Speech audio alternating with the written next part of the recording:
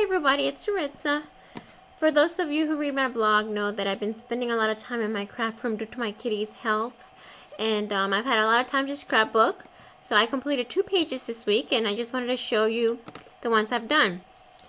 These pictures are from my kids' recent photo shoot at Portrait Innovations. And this page is for my daughter's 12 by 12 album. So you have Craft Cardstock by Basil. You have a Prima Swirl.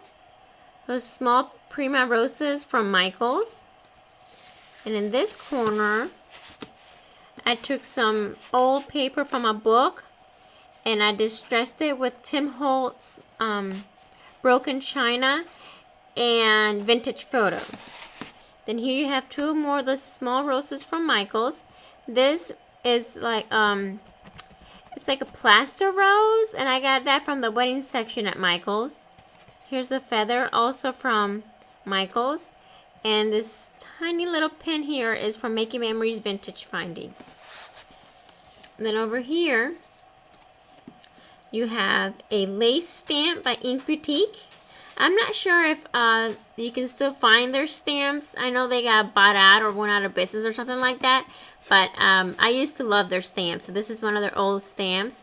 And then here I have some lace. I have no idea where I got this from. I just found it in my stash. Then these flowers were made with the new Tim Holtz Tatter Florals Sizzix Big Die. And what I did with these is I cut them out of paper. Some of them were out of book paper. Some of them were just plain paper I had in my stash. I stamped some of them with some music note background stamp. Then I crimpled them up and wet them. Dried them with my heat embossing tool. Then I opened them up and I ironed them with a tiny craft iron. Then I assembled them, put a diamond bling from the dollar section at Michaels, and then I sprayed it all with pearl glimmer mist. And then back here, I just have a piece of lace that I also cut from the same die. I got this lace at Walmart. It was real cheap. It was only like $2 per yard. And then one of those feathers from Michaels. And some more of those roses from Michaels as well. And then my second page, I used the same pictures, but this one is for my son's book. Alright. In contrast, yeah, this page is so plain. This is the first time I've attempted to scrapbook anything for a boy, and I'm not very good at it. My daughter's 5, so for 5 years I've been scrapbooking with pink and glitter and butterflies, and I have no idea how to make a decent boy page. So this is the best I could come up with. I have been sitting here for 2 days trying to finish this page, and I finally just gave up. So no idea where I got this paper. I think it's from Joann's, those 5 for $1 deals, but it's not the name brand's cardstock. It's something else. And then this is a mask from Tim Holtz, and I inked it with charcoal chalk ink from Colorbox. This car I cut out of my silhouette. Here I have some Stampin' Up! Linen thread. This paper is from the Making Memories ledger paper for the slice.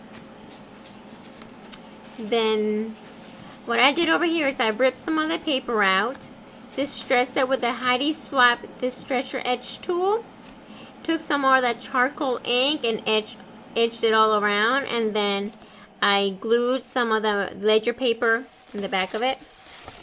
See, I did it quite a few times through this page. Then these cork pieces you see, I got the cork online. It's made by Crickets and it's a 4x12 sheets. You get 12 to a pack, and they're adhesive in the back.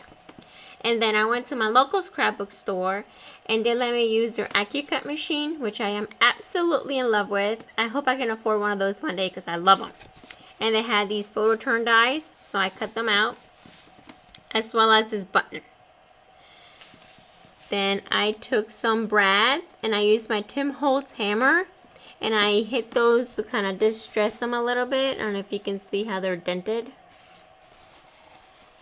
Okay, And for this corner, I also used an AccuCut die to cut this button out of cork. Then I used one of my Hero Arts ledger stamps and I stamped some blue ink over it. Took just some plain old thread you buy at Michael's.